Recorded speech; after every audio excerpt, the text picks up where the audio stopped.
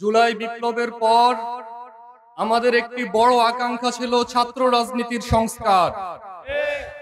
আমাদের আকাঙ্ক্ষা ছিল ছাত্রলীগ বাংলাদেশের ছাত্র রাজনীতিকে যেরকম কলুষিত করেছিল সেই অবস্থা থেকে ছাত্র রাজনীতির পরিবর্তন ঘটবে। সেজন্য জুলাই বিপ্লবের পর থেকেই আমরা ছাত্র রাজনীতির সংস্কারের কথা বলেছিলাম।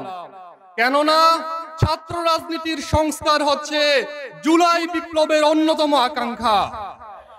আমরা ছাত্র রাজনীতির সংস্কারের জন্য শিক্ষা এবং শিক্ষার্থী বান্ধব ছাত্র রাজনীতির কথা বলেছি। আমরা দেখেছি বিগত 15 বছর কিভাবে ছাত্রলীগ বাংলাদেশের ছাত্র রাজনীতিকে সন্ত্রাসে পরিণত করেছিল। আমরা এই অবস্থার পরিবর্তন চেয়েছিলাম। আমরা দেখি বাংলাদেশের শিক্ষার মান খুবই দুর্বল অবস্থায় আছে। বাংলাদেশের শিক্ষার মান উন্নয়নে ছাত্র রাজনীতি ভূমিকা রাখবে, এটা আমাদের প্রত্যাশা ছিল এবং এটা আমরা বারবার বলেছি। ছাত্র রাজনীতির সংস্কারের জন্য ছাত্র সংসদ নির্বাচন হচ্ছে একটি অন্যতম মাধ্যম।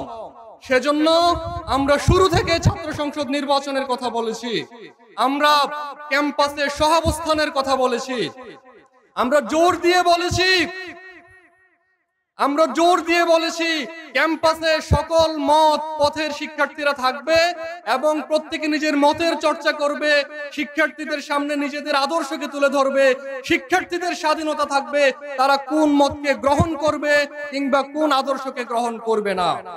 কিন্তু দুঃখের বিষয় হলেও সত্য, আমরা দেখছি একটি ছাত্র সংগঠন শিক্ষা এবং শিক্ষার্থী বান্ধব ছাত্র রাজনীতি করতে না পেরে ক্যাম্পাসে আবারও ছাত্রলীগের সেই পুরানো রাজনীতি ফিরানোর চেষ্টা করছে। আমরা দেখছি তারা দায় চাপানোর রাজনীতি করছে। আমরা জানতাম ছাত্র দলের মূলনীতি হচ্ছে শিক্ষা, ঐক্য, প্রগতি। যদিও তাদের কোন নেতার মুখে যারা ছাত্রলীগ থেকে ছাত্র দলে পুনর্বাসিত হয়েছে তাদেরকে আমরা বলতে শুনেছি ছাত্র দলের মূলনীতি নাকি শিক্ষা, শান্তি, প্রগতি। শিক্ষা, ঐক্য, প্রগতি হোক আর শিক্ষা, শান্তি, প্রগতি হোক, আমরা এখন দেখতে পাচ্ছি ছাত্র দলের মূলনীতি হয়ে গেছে দায় চাপানোর রাজনীতি। এটা শিক্ষা এবং শিক্ষার্থী বান্ধব ছাত্র রাজনীতির পথে সহায়ক কোনো অবস্থান নয়। আমরা ছাত্র সংসদ নির্বাচনের কথা বলেছি, কিন্তু দুঃখের সাথে দেখছি একটা ক্যাম্পাসে কিভাবে ছাত্রদল ছাত্র সংসদ নির্বাচনকে ভণ্ডুল করে দেওয়ার প্রচেষ্টা চালাচ্ছে। ছাত্র দলের রাজশাহী বিশ্ববিদ্যালয়ের সভাপতি সরাসরি ছাত্র সংসদ নির্বাচনকে বাধাগ্রস্ত করার চেষ্টা করেছে এবং যে সহাবস্থানের স্বপ্ন আমরা দেখেছিলাম, আমরা এখন দেখি সহাবস্থানের পরিবেশকেও ছাত্রদল বিনষ্ট করছে। গতকালই আমরা জগন্নাথ বিশ্ববিদ্যালয়ে দেখলাম ছাত্র দলের একজন নেতা ঘোষণা দিচ্ছেন নির্বাচনের পরে ছাত্র শিবিরকার রাজনীতি করতে দিবেন না। তাকে এই অথরিটি কে দিয়েছে? ছাত্রদল যে কাজ করেছে, ছাত্রদল যদি সে কাজ করতে যায় তাহলে ছাত্রলীগের যে পরিণতি হয়েছিল ছাত্র দলেরও সেই পরিণতি হবে। সম্মানিত ভাইরা, আমরা ফেব্রুয়ারিতে দেখেছি কুয়েটে কিভাবে ছাত্র শিবিরকে করার স্লোগান দেওয়া হয়েছিল।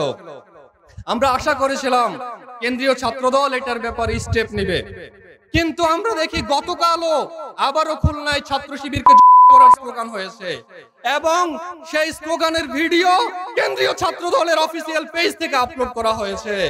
তাহলে কি কেন্দ্রীয় ছাত্রদল এই করার রাজনীতিকে রিকগনিশন দিচ্ছে? পরবর্তীতে সমালোচনার মুখে পড়ে তারা সেই ভিডিও ডিলিট করেছে, কিন্তু কোনো ধরনের ক্ল্যারিফিকেশন দেয় নাই। তাহলে কি ছাত্রদল করার রাজনীতিতেই বিশ্বাস করছে? আমরা স্পষ্টভাবে বলতে চাই যে ছাত্রলীগ করার স্লোগান দিয়ে বাংলা ছাড়া হয়েছে, ছাত্রদল যদি একে রাজনীতি ফিরিয়ে আনতে চায় তাদেরকেও বাংলার ছাত্র সমাজ বাংলা ছাড়া করে ছাড়বে ইনশাআল্লাহ। এই কথা বলে আমি আমার কথা এখানে শেষ করছি। আসসালামু আলাইকুম ওয়া রাহমাতুল্লাহ।